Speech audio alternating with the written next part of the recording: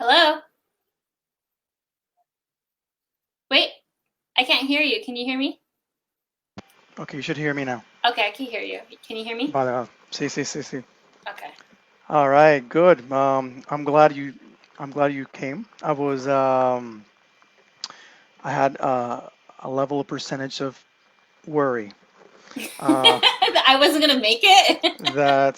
that your motherly and familiar There's a lot affairs. going on So yes, behind the you scenes. know, under that premise, I was very troubled for a brief amount of time. So I had to enter into the whole, apply a good amount of CBT into my brain to be Are cool, we live? relax, and let it be. Yes, we are live. We are live. How do we see how So many people are watching? I can see Oh. we had a few people before, but no one now. But they will come. If you Okay, build it, they will come. there's four people. If you build it, they will come. So, how do I know who's watching? I don't know. Is that really important and relevant to you? Yeah, I want to say hi. Well, nevertheless, well, people Okay. are more than open to comment, and if they Okay. do comment, I will bring the comments up. Okay. Okay. Um, And you're recording this? this is actually being well, I'm not recording, just the program records it, and Okay.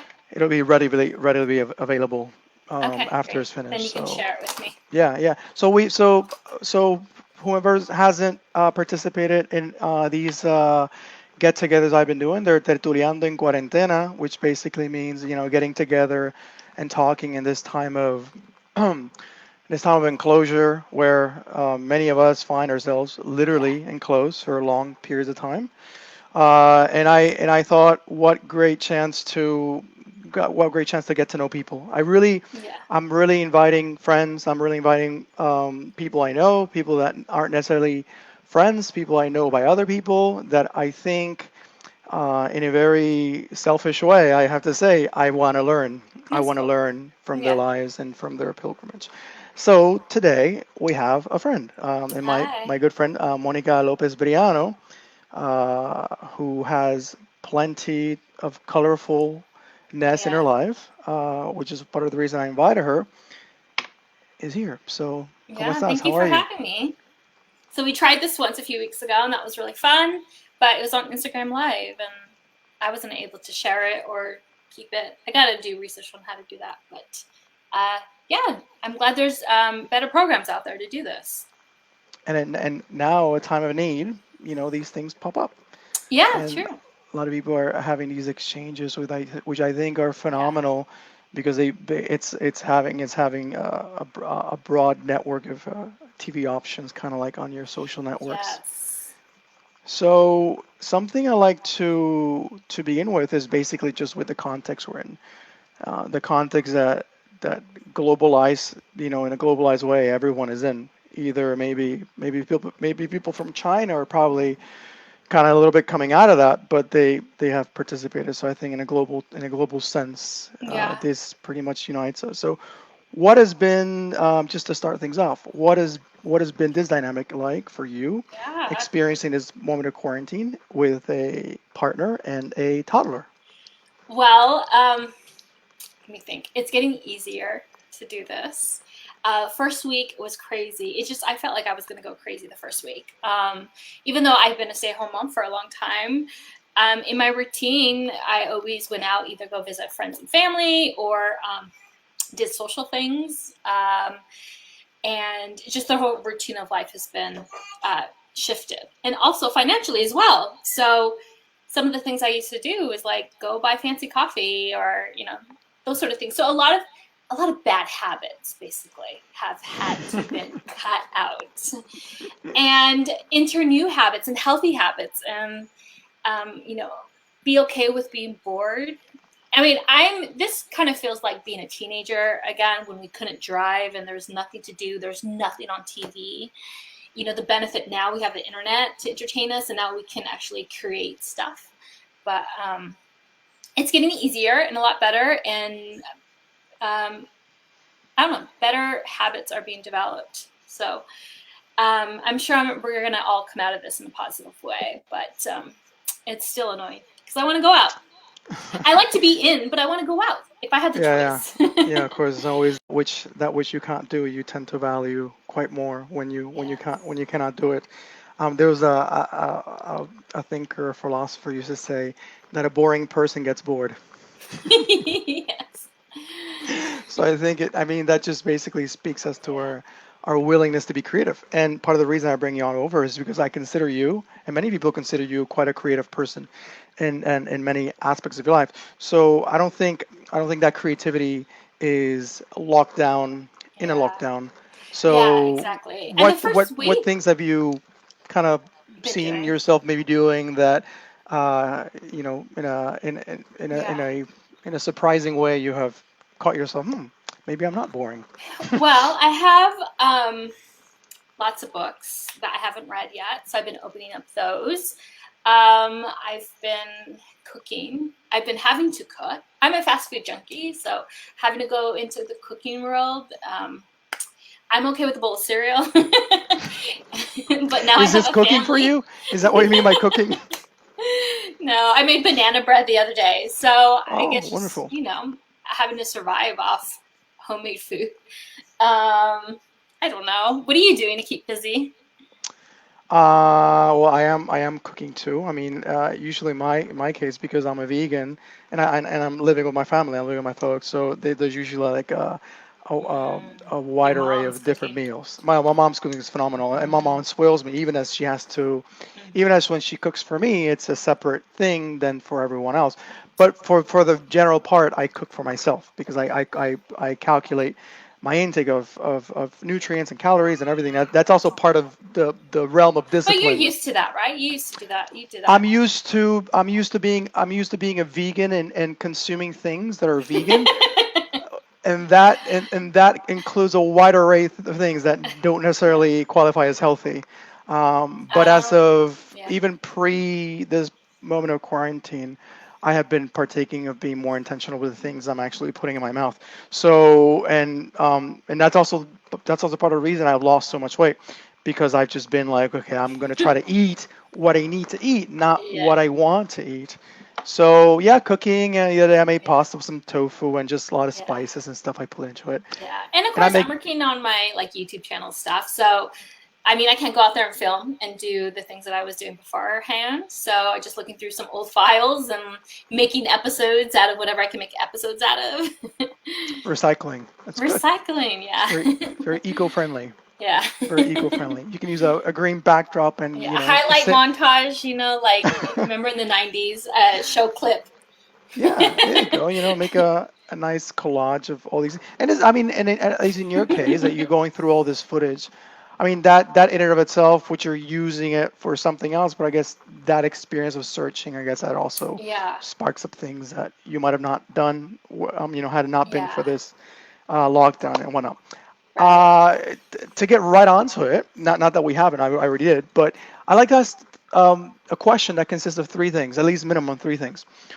In your life, can you allocate 3 moments? Can you remember 3 moments?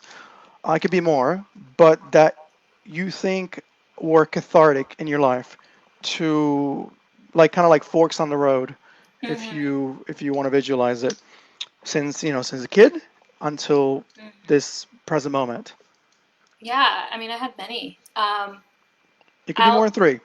Okay. Well, let's see. One of them had to be when in 2012 I quit my job. I had saved up money, and I really wanted to pursue becoming a film editor. And I figured, if now's the time to do it. I was young and single, and just kind of ready. I guess I was kind of. I came to a certain point at my job where I wasn't growing anymore, and so I decided, well, I'm gonna quit and pursue kind of the career shift I wanted in my life. And so when I did that, I ended up just kind of traveling the world. I was able to go and visit some friends. So I remember I went to London and I visited a college mate of ours, and then I went to Paris, and then I went to Vancouver. So in that time of being kind of a wanderer, I realized how important it was to be settled down and to grow roots and to not be afraid of those big adult decisions in my life. And so halfway through the year, I did decide, okay, I think I'm going to go back to my job. And I was in communication with my my old boss at that time. And he said, well, if you come back, you're going to come back in a different position where you're leading a team. And I said, okay. So then I came back, led the team, grew roots, got more committed to whatever I was doing, got committed to friendship, got committed to in a relationship. That's when I just started dating Gus. And in those roots, I mean, I learned so much in, you know, having to be a manager of people, where it was just a time of learning. And so when I had that fork in the road of like, okay, yes, you're right here and you're bored with your current status, you got to do something. And I did something dramatic. I quit and I traveled the world. And yeah, with that came a lot of benefits. Ended up getting married and fulfilled a lot of dreams I had in my life that I was too afraid to live. Like getting married and having kids and staying at one job, you know, because I think at that point I was just always moving from job to job, moving from country to country, and I loved it. It was fun. But at some point, you got to grow some roots and allow yourself to grow. So this is one of those things. Like, how would you encapsulate this thing? Traveling. If you were to, and I'm one that is open to not having to label things. But if this one thing, if you were to like bullet point them, this is what, like traveling. What would? Yeah, I think just taking time to do what you really want to do when you got the chance to do it, because I wasn't tied to big responsibilities where I couldn't do this. And I was able to take bigger risk because it wasn't much of a risk. But at the moment, it seemed like oh my God, I'm going to quit my job. I'm going to travel the world. I'm going to do this and that. Yeah, it's a change. And, I mean, it wasn't the most responsible thing to do, but I needed it in order to grow. So that was a huge growing experience for me. Do you can you place yourself in other memories that you know, maybe as a kid or later on? Just I'm looking for like particular events, you know, like of that. Oh, I remember this one incident or this one scenario that maybe amplifies that. Man, like this happened, and you mentioned so. I mean, you ventured into this, and this led to you traveling. You be more open in a relationship. You got married, so that definitely is cathartic. It changed very concretely where you are right now. So are there any other moments? They could be prior to this. It doesn't have to be in a chronological order that you can point to. Oh, I remember when I left this. I left this place, either geographically or emotionally, and this definitely put me in a vulnerable space that I had to question things that I considered sacred or absolute, or the way I was going. Like, I don't know. You give me one of you. well, in my case, well, definitely going to Australia was definitely a turning point in my life. Yeah, how did you end up there? Because were you really into church and like your relationship with God at that point? I like the way you phrase that question. It has like so much color into it. Well, this was 22. Maybe I was 21, 22. Yeah. I mean, we're contemporary, so we're relatively the same age. Yeah, I mean, my understanding of spirituality had a lot to do with church, and the chance I got, the opportunity I had to go there, I took it. Many people were asking, why would you go so far? And I would say, why not? Was that your first time, like really traveling? That was my first time. That's crazy. That was my first time. So going to non-stop traveling ever since then. Well, I mean, there's definitely been parentheses and you lived everywhere. You lived in New York. Gaps. You lived in Brooklyn. You've lived in Germany. You've lived in Spain. Everywhere. California. You came and you tried to live with me. I was there.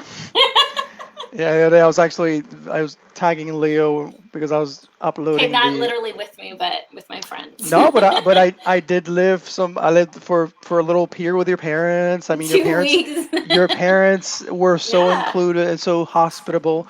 So yeah, I have moved around, and moving around has definitely been quite. I think And I think Australia. I mean, you Yeah, quite emphatically emphasized it. The fact that Australia was kind of like that first domino. I go to yeah, Australia, yeah. and then I think it was the realm of this is something that's possible, like moving So true. from You a can live comfortable anywhere you place. want. Yeah, Did and you it did can it you make did it home out of it. did it take a place? Because is it correct to assume that it was the same for you? This was your big Yes, first move. yes. Out of the house on my own independently. Yeah, So definitely. the modus operandi is that the mode of operating that you had back when you were in San Hmm. Bernardino, in that area in Rialto, Yeah, and then you go to Australia. I yeah, mean, what were I mean, let's talk about that chapter. yeah, What were some culture shocks or yeah. um, some instances where you realize, huh, I am not in Rialto anymore. Oh yeah. I think I really enjoyed being a fish out of water, being in a new place where everything was new and I was so clueless. It was yeah, I just met so many different people from all over the world. You hear stories of people from this country or that country, and you kind of envision someone, but like when you really meet them, it becomes so much more personable. Like, I mean, we met people from everywhere, Zimbabwe, Nigeria. I mean, and these were like buddies of ours. So um, it was fun. And I think I really tried to duplicate that experience again. That's when I quit. Like, hey, I want to go live somewhere else. But what made it special were the people who all went to college at the same time, everyone we met. And um, yeah, they made it special. Was there ever a times, navigating, like you say, fish out of water, and a Mhm. fish can't live out of water? I understand the analogy, but let's say a fish in another type of I didn't water, want to live in the water. you don't want I wanted to be the Little Mermaid. you were you wanted to be out of you're a cat. You had feline I was a Little tendencies. Mermaid. Feline tendencies. So were there moments where you, I mean, because we can romanticize experiences because they Oh, I do we that with everything. oh we all do. I mean, we obviously, Yeah. unless we're constantly living in a state of depression. Yeah, exactly. Yeah. But if we are to be objective, can you remember moments when you were like, crap, like Yeah. I don't want to be here right now, or I'm Oh, feeling yeah. super vulnerable. Yeah. I think 3 months into it, I just wasn't making any friends. I wasn't connecting with anyone. I felt culturally so different. And I was living in a house of like a lot of people from England and the UK, and they're just different. I never experienced that. I'm used to the Latina culture and very hospitable and family, and we share food. So it that was really hard to adjust to, and I felt like a lone wolf that like, hey, no one's here to help me, and I'm so used to my family helping me. That's just how we operate. Um, but I think you had a lot to do with it because I met you, and you were my normal. Even though you're not normal, you were my normal, and you're from Puerto Rico, and your last name was Huerta, and I knew some Huertas back at home, and so you felt like a cousin, and instantly like we had a really good friendship and a really good bond. And we also met Annette, and Annette's she's from Australia, but her culture is Italian. Italiana, yeah. Yeah, and so she just welcomed me into her home with her friend, with her family, and like made food for me, and like just totally took care of me. And it wasn't until then that like I'm like, okay, I'm going to stay, because it was very tempting to go back because I'm like, I'm not making any friends here. No one's like me. And then I finally got into the whole like editing crew over there and made great friends with Nick Koo. And it just took time to make the relationships that I was looking for, because a lot of the relationships that were in my at the time in front of me, no one was like me, and it just Yeah. took time to find those who were like me. And we're so young. I mean, we're so Yeah. young, and our experience and that type of experience is also so young. It was like we were rookies in the Yeah. whole being a completely different culture, and that's Yeah. something to be considered. And even though it's within a church setting, that there's some level of like-mindedness. Yeah. Culture is culture, and then you'll Yeah. have people from different countries in Africa. You have people from Right. as close to Australia as from New Zealand, Yeah. or as close to you as maybe from other states, and the diversity Hmm. is still there. But that putting yourself in that place of being obligated where you have to do it on your own. I mean, your family is not going to aid Yeah. you in that Yeah. department Yeah. anymore. Yeah. It's like, and I think And that then kind like of I describes didn't parenthood. really know how to do the bus system, which is, and I didn't have a smartphone. Smartphones weren't around back then. They were not. I did have a They were computer. not. I just felt so lost. But it was until good friends came into my life that it became home. And that speaks as to the importance of community. And that's something that we So might be true. experiencing right now, like, and that's Yeah. the tendency and the necessity we find in doing these online things and really exploiting and valuing these social networks that I would dare to say we have misused or Yeah. I mean, taken for everyone was granted. so anti-social networks, like, what, 3 months ago? Like, get off your phone, go outside, and make real friendships. There's books, and I mean, I write a book about digital minimalism. Like, get off your phone and really like call people, go visit them. Don't just like a comment. Don't just like this and that, which I get. But now it's like, yeah, we're learning how to use this Yeah. Yeah, now get on smartly. your phone, but Yeah. be very intentional with it. Yeah. Mira, Carrie writes this. Hi, Carrie. Carrie. I Prepaid phones. love Portland. My daughter's name is Portland. There's some level of connection there, I assume. Yes.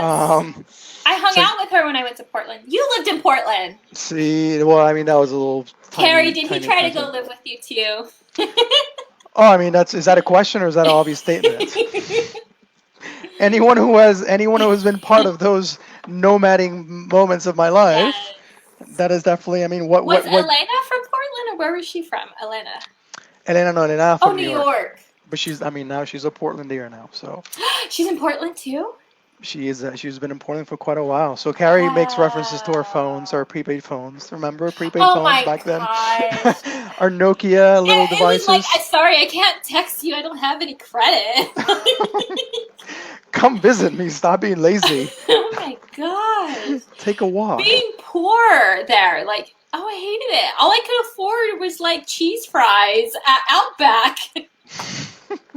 I was so poor. Well, Oh there's my also gosh. grocery stores, and you can also buy, grocery Yeah, food, but not just go to restaurants. I know.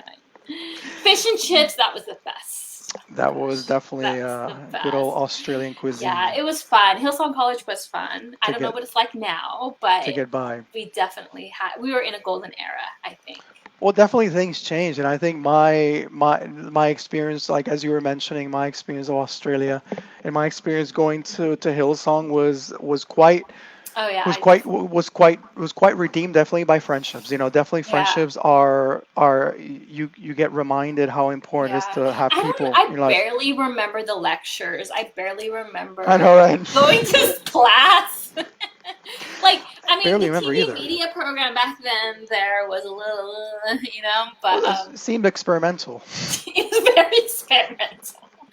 Well, But guinea pigs. yeah, definitely. But we made the most of it. I mean, No, I I mean, got connected. I'm like, I'm here to edit, so put me to and I work. think there's also a sense of magic in having these programs that are experimental, Yeah. because there's some malleability and you can move around a bit better, but there's also the bad end too, because there's not many things are Yeah. written, so then you do see Yeah. the guinea pig factor, Yes. and Yeah. and I think in at least referencing that time, because I'm not there now, but at least referencing that time, I think those volunteering things, I think Yeah. I that definitely was a good gig for them, because it's It definitely was. We were is a lot of free slaves. labor from many kids. It's like, how So do you put on this huge conference?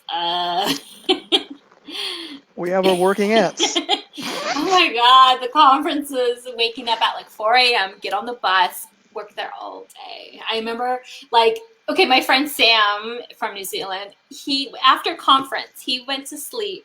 He didn't wake up for a whole like day and a half. He slept for a full 24 hours. That's how intense it He's was. like, I skipped Monday. I just woke up I just Tuesday. I just go on to Tuesday. Why Yeah, not? yeah. That's yeah. The work labor. I mean, I definitely have my round of opinions about all that for But sure. also, I mean, I got opportunities in that work labor. No, I mean, there's as much as I and this is no mystery to you, as much criticism as I have of Hillsong Church, no, there's no, and I could have very specific criticism. Nothing in life is 100% evil, or nothing in life is 100% good.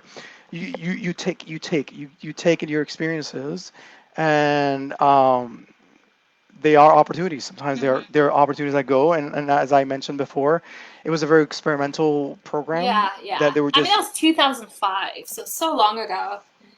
It's been 15 years from then. Hmm. So talking, speaking as to that, you were talking about, you mentioned an example about, a transportation system over there, and Hmm. I'm reminded of some good experiences I had in experiencing that realm Yeah, of the unknown for the first time. And I remember I yeah. had, and I've always been quite extroverted. I like engaging with people, and I think I've always had this desire to learn without Hmm. knowing I had it. And I had some really good conversations with strangers on buses, or with strangers in Yeah, you trains. you did make random friends. Yeah, I made You random. made me a friend, and Yeah, I mean, but we were seeing each other most days, so it was easy for us to be friends. It was oh yeah. easier. I mean, because the environment catered for that. We were basically in the same program and whatnot. But definitely being vulnerable. I mean, being vulnerable has its. I mean, circumstantially, we can define things as positive or negative. It depends on where you're at mentally. Because the power of vulnerability is very cathartic, because you can open up yourself to experiences. And I remember one of my first experiences meeting people of diverse religious backgrounds was out in Sydney, Mm-hmm. with such a metropolis and such a big city with Mm-hmm. many different types of cultures, many different types of people. And I remember meeting, and I was actually with Elena. I remember meeting this guy who was a Sikh. He would practice within the Sikh religion, and I had no idea what the Sikh religion was. So Mm-hmm. he was illustrating to me and explaining to me what the Sikh religion was, and this was 21, 22-year-old me. And I very vividly remember that I found myself asking him so many questions Mm-hmm. of what did it mean to do this? Why would you practice this? What does it mean this? What does that mean? And I found that there were so many similarities, maybe not in the theological precepts or in the exact placement of things, but in the essence of why those things were practiced, or in the essence of why these rituals are exercised.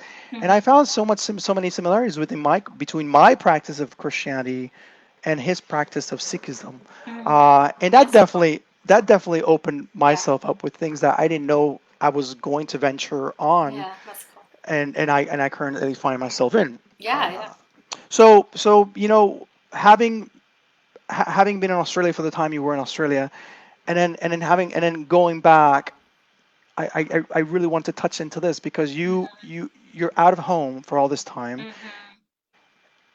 and you're learning, and could Yeah. I take the liberty to say you're also unlearning Yeah. things in Mm-hmm. there? So how is it to then go back after, It what was is it, hard. 4 or 5 years maybe, was it? 3 years or so. Yeah, it just I I mean I didn't transition well going back home. I didn't like it.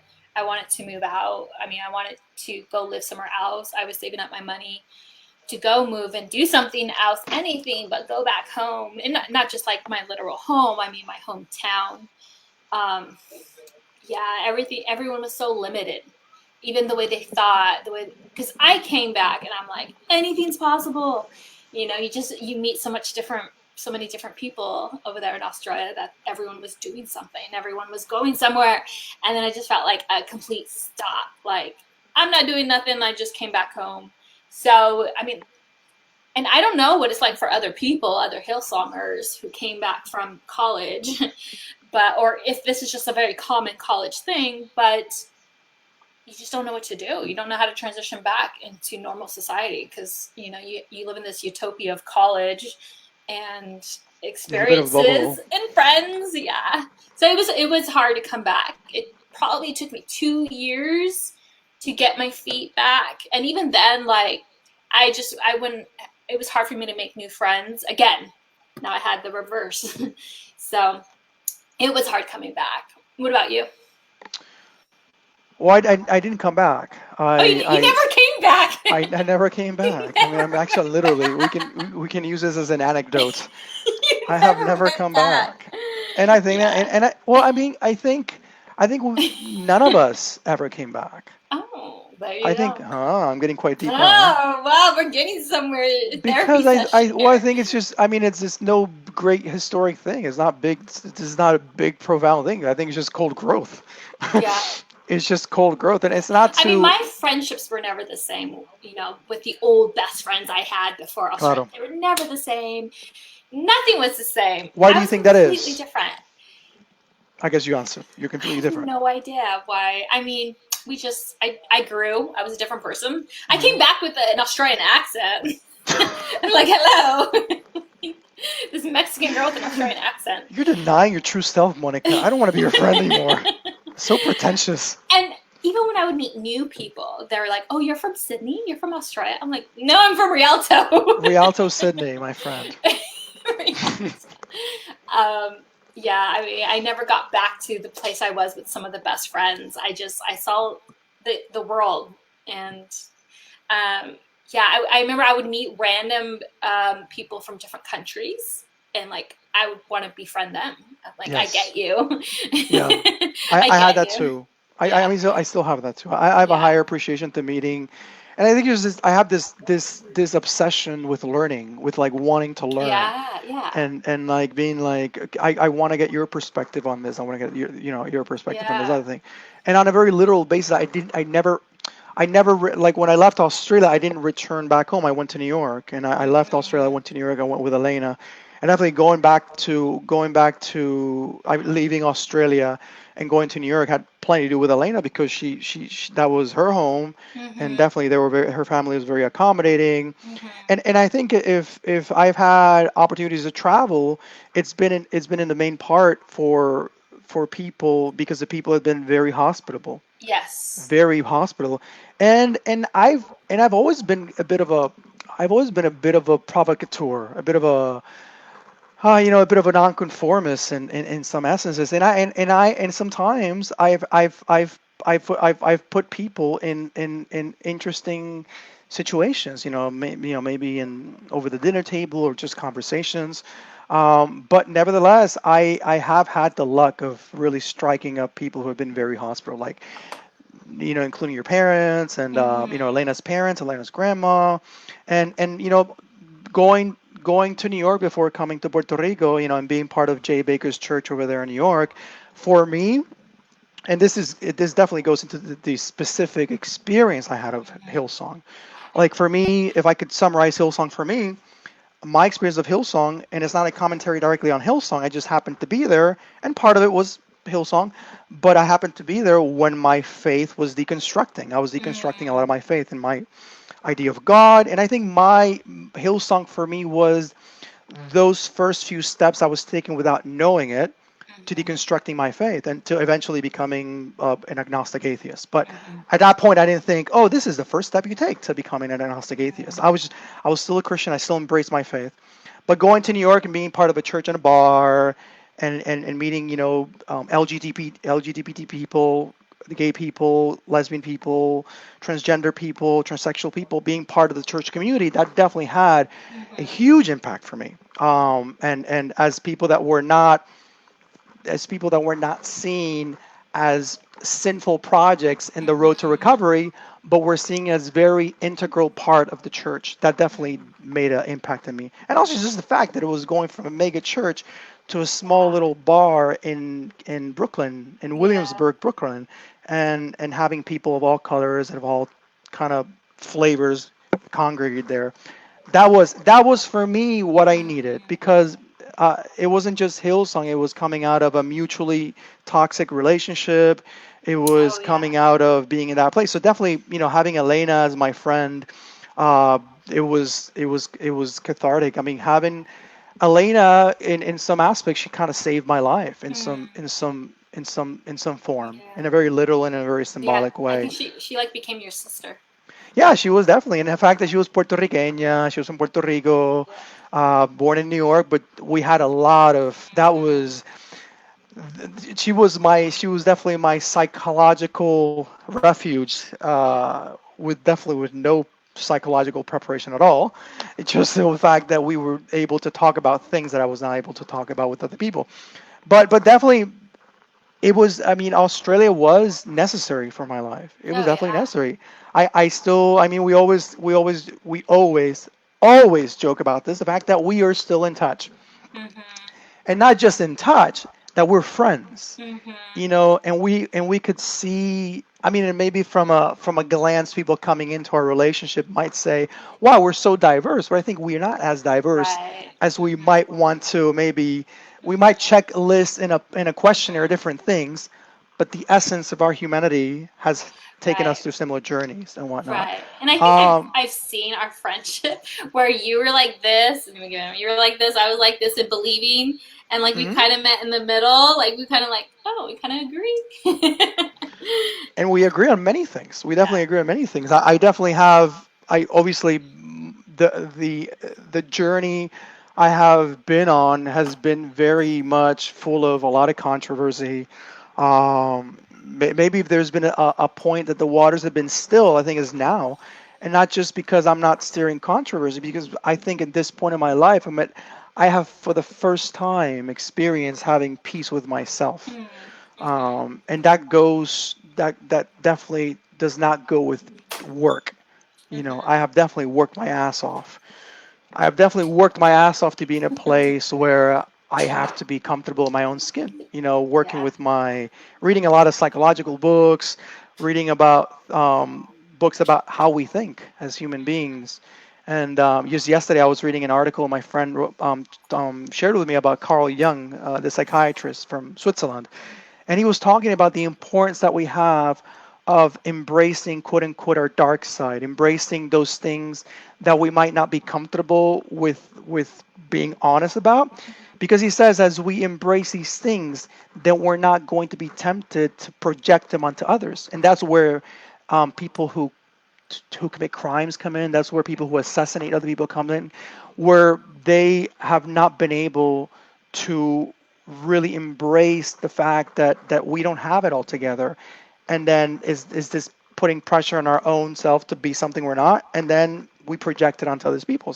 And that's something I was doing when I was maybe being so very critical about some essences of Christianity and whatnot. Yeah. I was having that projection onto other people, and that's Yeah. something I'm realizing now. Maybe they were accurate critiques, but nonetheless, I was projecting myself, Yeah. and I've learned that. And in your travail, in your odyssey of life, going to something we do have in common is our search for spirituality and that intentionality. Mhm. I think that's been a part of your life and my life. How has your spirituality changed? Let's say in the last, using Hillsong as a reference point Mhm. from then until now. How has your view of spirituality? How's your view of God? How's your Right. view of others? How's your view of other people of other religions? How has that changed? And if you can be colorful in your explanation, it'd be awesome. So, I think I just came to a point of simplicity, of keeping my relationship with God simple and the understanding of God simple. Just where I remember being in the younger days of mine, I'm like, well, I'm a very technical person. I'm a very creative person. So I'm like, if only we had this big stage, if only we had this type of music, if only we had this. And it was like, and most churches are like that now. They have everything that like something Hillsong would have. And now I kind of see like, oh, you really don't need all that. Like, especially in this experience where you can't connect at a church, you're just online. You mhm. just need maybe just get straight to your message. Get straight to the words, get straight to the scriptures, keep it simple. And so I've kind of come to a spot of, even in my own life, because I always felt pressure of like, I got to read the whole Bible in the year. I got to journal every day. I got to pray. I gotta tell the baristas about Jesus. And it was just so complicated. And that pressure on me was like, a weight. And so just kind of getting to a spot of just being simple. Like, I'm going to build a relationship, a friendship with the barista. I'm going to just be myself, keep it simple, read a few scriptures in the morning, be encouraged. So just keeping it simple. And I think that's kind of took all the complicated smoke out of it, and The mist. just connecting with God, just being real with God and speaking to him, where it's not like I have to be in prayer an hour a day. And I just always felt pressured to check it all off my list. Why do you think that? What do you think that was? What do you think? Not. I think because other people put it on me, and other people put it on each other. Yeah. And it's like. What do you think that is? Why do you think people find themselves in that place where it's almost like a kind of like a checklist, perhaps, or like you mentioned the example of. I can relate with that a lot. The example about the barista, like going to the barista and feeling this whole idea. That barista's going to hell if I don't. When am I going to introduce Jesus into the conversation? You made it. I mean, those were back in the early 2000s. That aggressively evangelism, kind of. Yeah. Why do you think that was? Like, let's take for example, let's take that whole talking to the cash register or the barista, wherever, about Jesus. Why? Try to remember back then. What was your genuine intent, and maybe look back on it now, and where do you differ from that now? People just put that pressure on me, and I think a lot of it's personality. That's not part of my personality. I'm not going to be like, oh, darling, let me pray for you. Those evangelists from the South. That's just not my personality. If me without the accent. Yeah. And in my life, I have shared Christ with other people, but it's been like long friendships for years. And just one time a conversation got deep and shared what I believed and how God has helped me, or maybe, something that like a miracle happened in my life. And I didn't have to sell Jesus. Jesus doesn't need me to sell him. Door-to-door salesman. Close the deal. And when I was young, commission. I felt like that. Like, I have to go close the deal. Like, that's not my personality. I don't want to sell you anything. And, if you're seeking God, then I'm going to encourage that. Like, yeah, keep seeking God. He'll speak to you. You don't need me. You mentioned that that's not part of your personality. That was definitely part of my personality. I was, and you mentioned before, like, when I went to Hillsong, my context there was that was quite radical. And I was sharing this with my friend the other day on one of the Tertuliandos. I was telling him that I had a good friend of mine who is very, like, now in his current life, he's very adamant and very extroverted. And he's a good friend of mine, and he's there. He's in that place where he thinks people might go to hell. He has that sense of urgency. Mm-hmm. And we had a really honest conversation. And I told him, I remember back 20 years ago when, and I didn't say it in a condescending way, like, oh, back when I was like you and you need to grow. No, but I said, like, I remember, I'm thinking back, I would be my faith was expressed very dramatically, with a lot of theatrics. I started getting tattoos when I was a Christian, which is not usually how things work in the in the narrative. Usually you can't take off the tattoos, but it would be like, you stop getting that. I know, I literally, you can point to it. Oh, that's when angels started getting your bodily canvas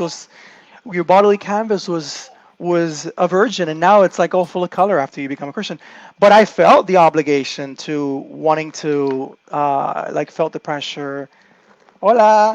Wanted to feel the pressure to tell people about Jesus. And I think, at least for me, it was two things. One, it was that idea. I really thought the person was going to hell. And I think if a person has that genuine conviction, they probably should be telling other people about that, because they really believe that. That should be, if they are honestly believing that, if they're legitimate about their beliefs, they don't want people to go to hell. So I think they would be telling everyone about it. Mm-hmm. And two was me challenging myself to not be fearful. Mm-hmm. And I think if there's anything that I'm thankful for my Christian days, was that in my journey, I really learned to not give a crap about what other people thought about me. Because I remember I was telling my friend, I remember when I went to the cafeteria at my university right at noon, right at noon when everyone was at lunch, and I stepped on top of a table and No I way. full You did on that? evangelized. Oh my And I gosh. full on told about Jesus and all that stuff. Wow. So that was and I know that definitely had a formative thing. God, my transformation, what I want to get through is that in my experience of, navigating through life and growing up, I realized, what does it mean to communicate faith? What does it mean to Yeah. communicate spirituality? Is faith locked into letters, or is in my being a friend, my faith being Yeah. communicated? Yeah. You know, That's where it matters. is Jesus is Jesus only present when his name is spoken? What about people who are mutes? What about people who don't have language as we do? Can they not communicate Jesus? Right. Take for example your daughter, Portland. Can Portland speak No. coherently? But nonetheless, she's still communicating. She Right. communicates with you with things. And I think that's a really good question. I want to ask you, in your experience now as a mom, what have you learned and unlearned about spirituality? Like how has Portland coming in her, what, she's 2 years old now? She's like a year and a half. Year and a half, okay. Yeah. In her year and a half, in her 500 days of living, how has that changed your vision specifically about spirituality? Well, with her, it's like just you got to live it. That's how she learns. No matter what I do or try to teach her, she copies what I do, and she wants to be like me. And that comes with healthy habits as well. She wants to see Angel. Say hi, Angel. Hi. Hi. So hi, how are you? It's good to see you.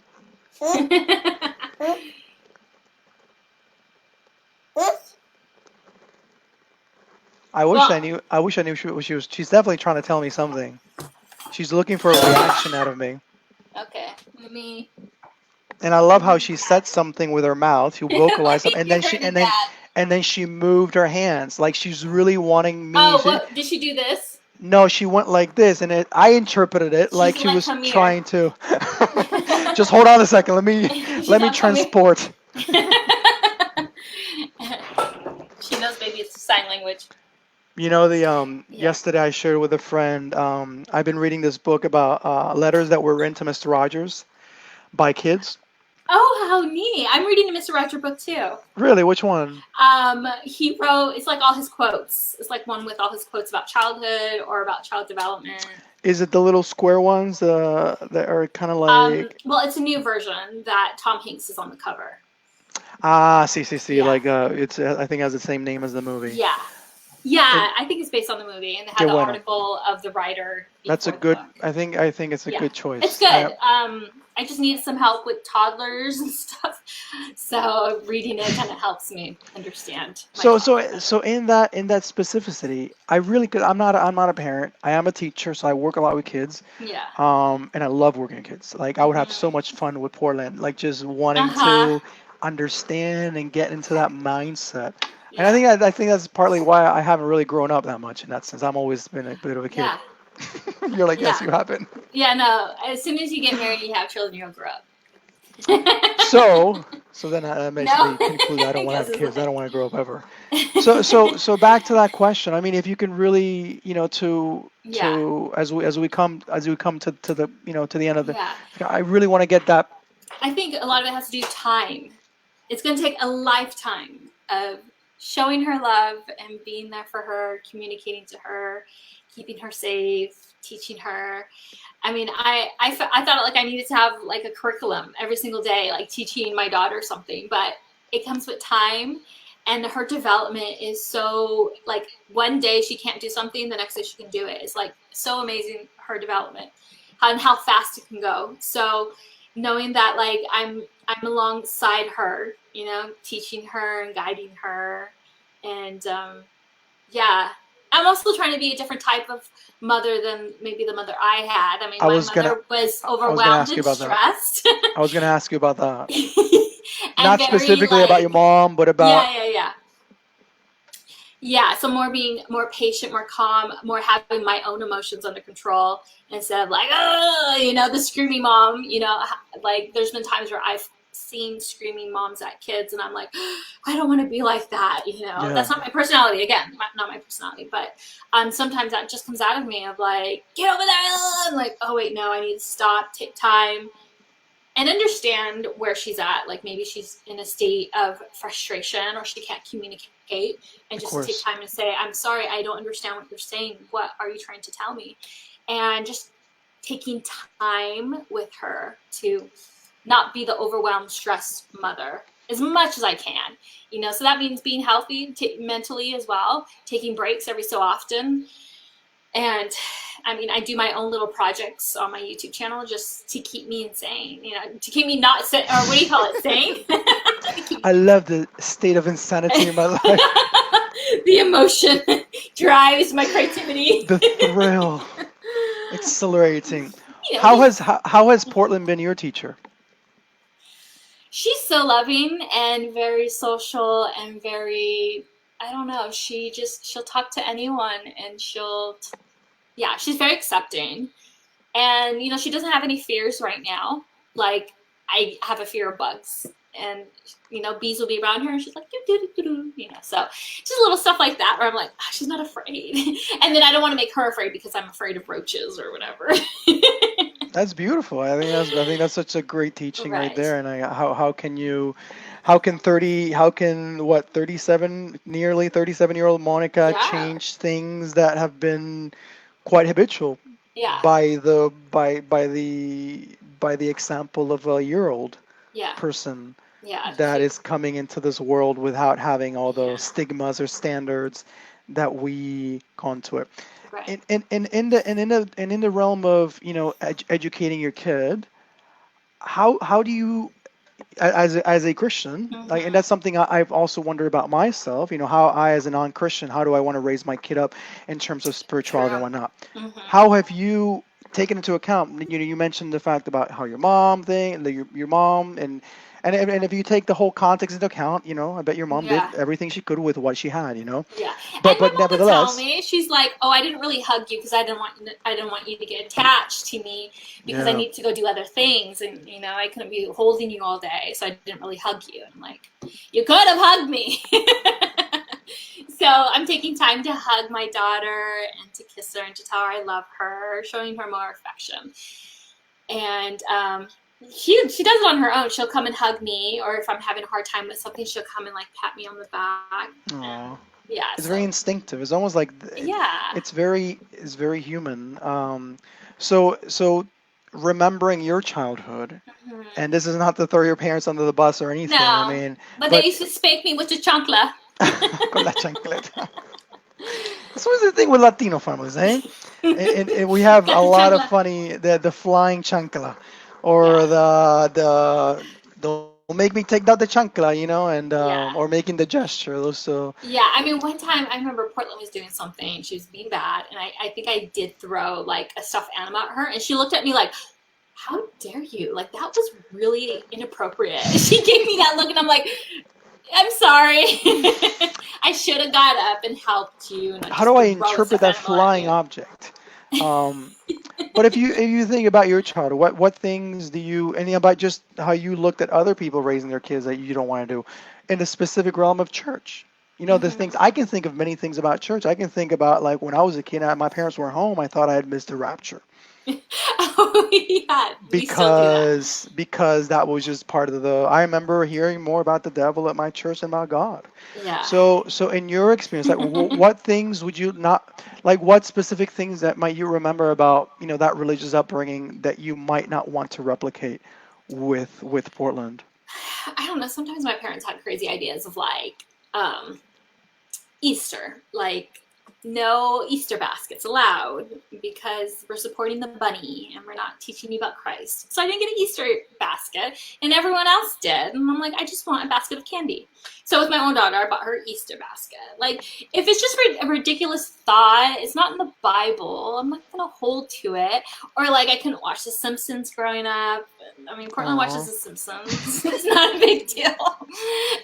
Do you have, is that playtime with Portland? You make her watch The Sims? She watches it with her father. I know, just like religious things. I mean, we didn't listen to rolling music, secular music growing up, and I exposed Portland to all sorts of different music, and she loves it. She loves dancing, and it's just keeping her things that are harmless. I'll allow, but yeah, I don't know. She's so young, so we'll see what happens as she gets older. Now you talk about music. You and I have, and this is just the dynamic of, and whenever you need to drift out of here, let me know. That's completely allowable. The Monica and I have a shared passion about music and physical music. Now in the era of streaming and digital music, I think there's a bit of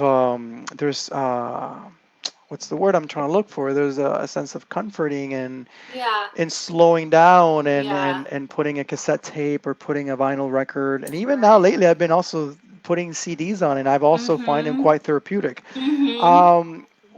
Tell me about what going into starting your own little vinyl collection. What has that done for you, and how has that maybe changed your appreciation of music?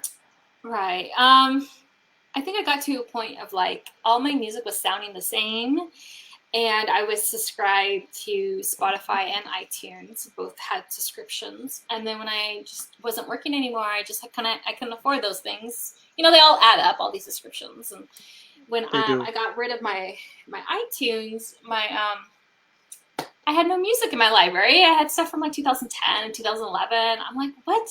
I had been investing so much money and I got nothing out of it. And I just wanted to appreciate music like I remember, because I come from the era of CDs. I didn't have any records back then. No one in my family really collected records.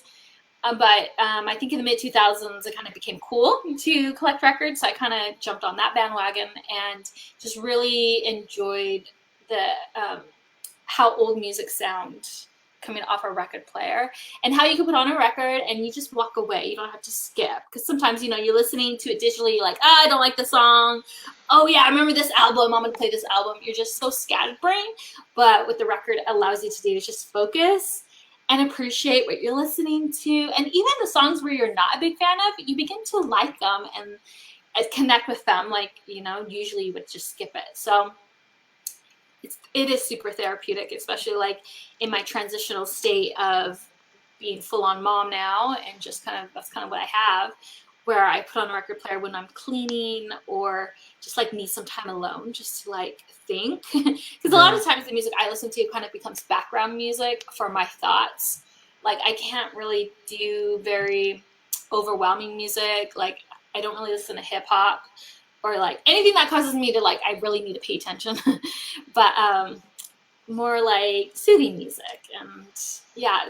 And so owning a particular album, it becomes special, and it becomes a part of your life, and it becomes part of your soundtrack to your life. I mean, there's certain albums I can pull out and I'm like, got a whole era to share about, of like, this was playing in the background while this was happening, or, this little line in this song encouraged me to do this or do that, or try this or try that. So making music special again and appreciate it for what it is, and appreciating the artist. And I think that's a new thing for me, is so many times I didn't know anything about the artists, didn't know who they were, and I would just love their music. But now that I have a YouTube channel where I'm kind of sharing my records, I need to be informed. I got to know who this person is and stuff. So yes, you do. Yeah. So appreciating who the people are, when it was released, how they came about. Some of my favorite artists started making music, in their basement, off the little electronica pianos and stuff, and got famous off MySpace, or got famous off, famous blogger blogged about them, and just learning about who these artists are. Like one of my favorite artists, his name is Tycho. And he had never picked up an instrument or anything until he was like maybe 22, 23. And he started making music. And that was encouraging, because often you feel like, oh, I gotta... Too late. Yeah, I'm too old. Like, that was encouraging to me, that he just started making music at 22, 23, and there's been some other artists who like connect with other people, but it wasn't until like they went by themselves or solo and they develop their sound. So I'm also learning how these artists are developing their specific sound. And Yeah. I'm also, because I'm also visiting their whole catalog, I'm seeing how their sound grows, how it changes, how it develops. One of my favorite artists, Washed Out, his first album had like 4 songs that I really loved, and then 4 other songs were kind of like hip hop instrumentals, and that was him experimenting. And then he found his like specific sound, and the next album was like gold, and then the next album was gold. And sometimes you don't know what your sound or what your niche or what your thing is until you Yeah. try to do it, and then you're like, oh, that's it, that's the it. And So I think quite special yeah. that you got to kind of peep into that moment in that person's life when they're Mm-hmm. like, putting things together and weaving this Yes. blanket or this Yes. collage of musical experiences for the in my case I cannot glorify in a beautiful poetic way how I got into vinyls. I'm a bit of a I'm gonna use the finer word collector. Mm-hmm. Um, but I have friends who might disagree and say I'm just a hoarder. Um, No, you're a collector. You have more than one I record. have You have a I little have collection. I have more than one. I have more than one specific gross amount of records. Yeah. But definitely in contrast, there's people that have way more than I do. Yes. But I definitely have. I have found myself redeeming that experience where, Mm-hmm. like, when I came back from Puerto Rico, like this past month, and I had to quarantine myself for 14 days, and I Oh, finally got, really? You and I did? had to, I did out of precaution, Yeah. and then I came back here. My appreciation for my records increased.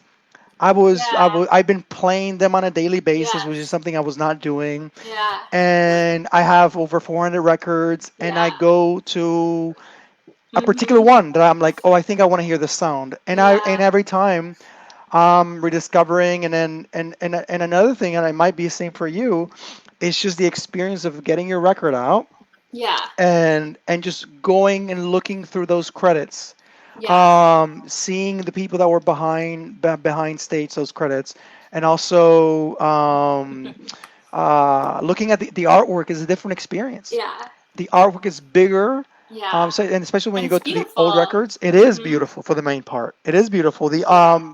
records back in the day, and also it depends the genre you're talking about. But Yeah. records back in the day, there was, I mean, I have a Little whole, effort. There's so, I don't know if you find that, but little effort into the design and the packaging, and it was just like, this is yeah, it. yeah, Sometimes they art. even had like advertisements for other records within the Capitol record family, and you know, I think she wants to come on board. Bring her she up. Bring her does. up. I want her to see me, and You I know, want to see her. See, she's saying that. What she's saying? Pick me up, she's mom. like, Pick pick me up. me up. Pick me up. Yeah, yeah. That's her Motioning to her song. hands, and she's looking at the. Hi. One, two, three, four. Can she count? Can She she wants to play count? peekaboo with you. Oh, Pickaboo. Yeah, she's Pickaboo. very she's not there at counting yet. Pickaboo. 1, 2. Pickaboo. I see you. Yeah, so she does that to strangers. We'll be at the coffee shop, and all of a sudden she finds someone, she wants to play peekaboo with them, and then I gotta stop and say hello to them and engage in conversation with them. So she's pushed me in that regard. Well, that could be. Talk I to mean, strangers, because should usually I'm I like, gotta get in, gotta get out. should I interpret that as a good thing? It's a good thing for Yes. you. Yeah, she finds you friendly. She's playing. Hola, hola, hola. She can't hear me because I got the headphones, but Oh maybe she yeah, can. here. Hola. Hola. She's like, he has a voice. Hi, Portland. It's like, no, I don't want to hear.